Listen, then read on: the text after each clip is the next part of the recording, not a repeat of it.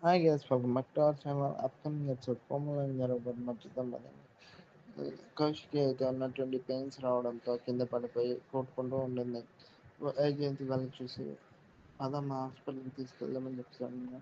వద్దత్తయ్య ఇప్పుడు కౌశిక్ వద్దని ఇలా వదిలేస్తే ఇంటికి వారసుడు వస్తాడన్న మనం కూడా తిరిగిపోతుంది, మొత్తం మంది అవుతుంది అని చెప్పేసి కౌశిక్ డోర్ని అయితే క్లోజ్ చేసి వాళ్ళు అయితే కిందకి వెళ్ళిపోతుంటారు. అదే టైంలో జగదాత్రి వచ్చి నిషి వదిన ఎక్కడైనా చూసావా, తను హాస్పిటల్కి వెళ్దాం అన్నది అని చెప్పి వదిన ఆల్రెడీ హాస్పిటల్కి వెళ్ళిపోయింది ఇందాకనే అని చెప్పి అంటూ ఉంటాడు.